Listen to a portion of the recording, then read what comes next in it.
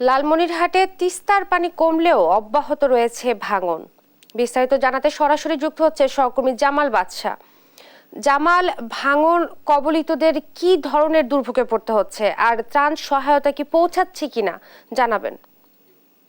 ইশরাত, আসলে লালমনিরহাটে কিন্তু গত কয়েকদিন আগে যে বন্যার মোকাবেলা লালমনিরহাটে যে তিস্তার ডান তীর এবং বাম তীরের নিম্নাঞ্চল ও চরাঞ্চলের মানুষ করলো, সেই ভোগান্তি কিন্তু এখনো কাটিয়ে ওঠেনি এবং এই বন্যার পানি নেমে যাওয়ার পরেই কিন্তু আসলে তীব্র ভাঙ্গনও দেখা দিয়েছে দুই তীরের অন্তত 20টি পয়েন্টে। গতকালকে কিন্তু এই ভাঙ্গন প্রবণ এলাকাগুলো পানি উন্নয়ন বোর্ডের যে মহাপরিচালক আমিরুল হক ভুইয়া পরিদর্শন করেছেন এবং লালমনিরহাটের যে পানি উন্নয়ন বোর্ডের কর্মকর্তা রয়েছেন তারা পরিদর্শন করেছেন।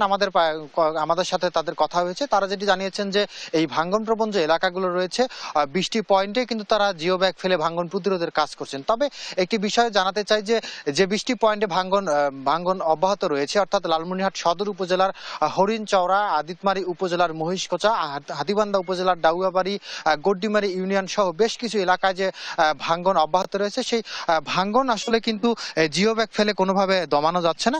আমি একটু দেখাতে চাই যে গত কালকেও কিন্তু এই তিস্তার পানি মাত্র বিপদসীমার 48 সেন্টিমিটার নিচ দিয়ে প্রবাহিত হয়েছে। আজকে পানি কিছুটা বৃদ্ধি পাওয়ার পরে বিপদসীমার মাত্র 35 সেন্টিমিটার নিচ দিয়ে প্রবাহিত হচ্ছে।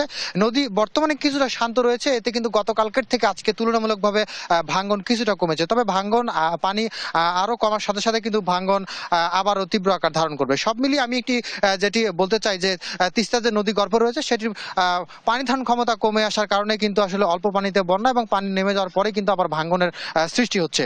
পানি উন্নয়ন বোর্ড যেটি দাবি করছে যে তারা কিন্তু ভাঙ্গন প্রতিরোধে কাজ করছেন এবং গতকালকে যেটি জানিয়েছেন যে তিস্তার যে নীলফামারী থেকে সুন্দরগঞ্জ পর্যন্ত বিস্তৃত রয়েছে, সেই উভয় তীরের কিন্তু ভাঙ্গন প্রবণ এলাকাগুলোতে ভাঙ্গন প্রতিরোধমূলক ব্যবস্থা গ্রহণ করা হবে। সব মিলিয়ে ভাঙ্গন বাড়ছে, পানি কিন্তু আসলে কমেছে। এই ছিল লালমনিরহাট থেকে নদী ভাঙ্গনের সর্বশেষ খবর। ইশরাত।